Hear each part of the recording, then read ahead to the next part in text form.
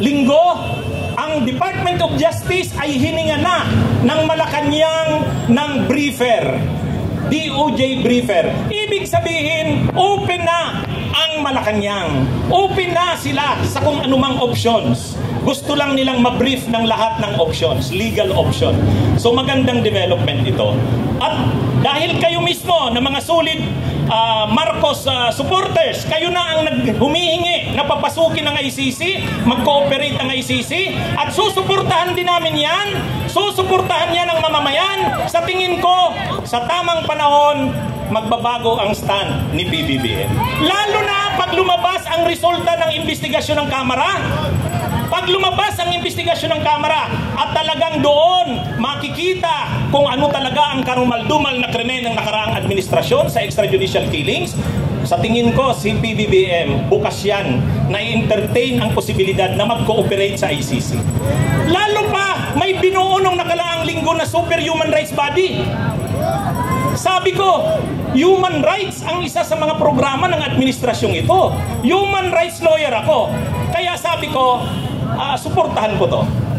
So, sa dalawang issues na yan, na malapit sa akin kaya ko sinuportahan si Leni, hindi ko inaasahan na gagawin niya ni Marcos, nagbago ng direksyon si Marcos, kaya ko sinusuportahan ang gobyernong ito ngayon. At mayroon pang bonus. Mayroon pang bonus. Hindi ko inaasahan na papanagutin si Kibuloy. Hindi ko inaasahan na i-revoke ang franchise ng SMNI. Sa totoo lang, medyo mahirap gawin yan.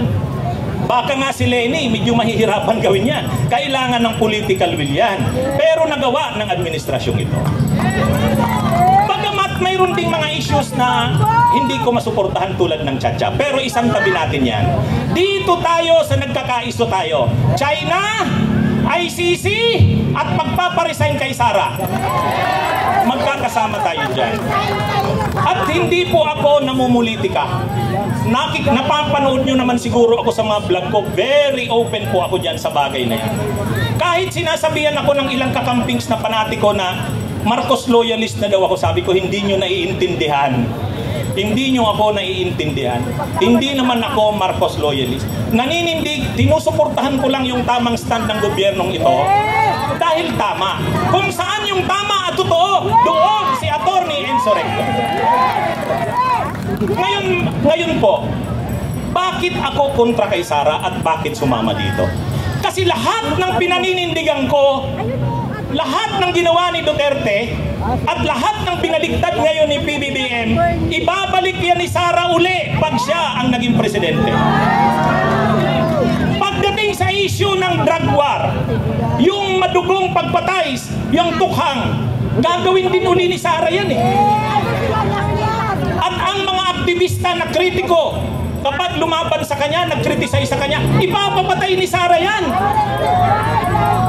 Nakikita nyo, DepEd Secretary pa lang, ang bukang bibig, terorismo, komunista. Saan ka nakakita ang DepEd Secretary ka? Yan yung bukang bibig mo. Ibig sabihin, yung human rights ay isang magiging malaking issue uli pag naupo si Sara. Pangalawa, yung issue sa China. No comment nga siya. At gagawin ng China ang lahat para manalo si Sara sa 2028 kung tatakbo man yan. So ibig kong sabihin, yung issue ng human rights, yung issue ng madugong drug war, extrajudicial killings, issue ng China, ibabalik lahat ni Sara yan kung ano ang ginawa ng kanyang ama.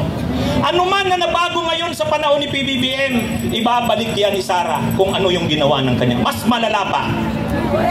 Mas malala pa. Kaya sa akin,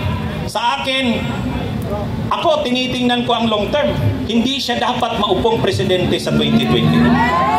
At kung nagbabalak sila na patalsikin si PBBM at constitutional successor si Sara, siyang iluluklok, hindi po natin dapat payagan yan. At hindi rin natin dapat payagan na manalo yan sa 2028. Dahil lahat ng pagbabagong nakita natin ngayon ay ibabalik yan ni Sara sa kanyang ama. Kaya mukhang magiging matagalan ang ating pagsasama. Magiging matagalan. So yan po ang mga dahilan. Ang dahilan bakit ako ay sumusuporta sa mga stand ng gobyerno ni Marcos sa ngayon at bakit ako naninindigan laban kay Sara, hindi lang yung pagpaparisay niya sa DepEd, yung mga binabalak nilang patalsikin si PBBM at iluklok si Sara, hindi, wag natin payagan yan. At yung kung tatakbo man yan sa 2028, ang ikakampanya ko, kahit na sino, wag lang si Sara. Magandang gabi po sa inyong lahat. Magandang gabi. Maraming salamat, Attorney Enzo Recto. Wow!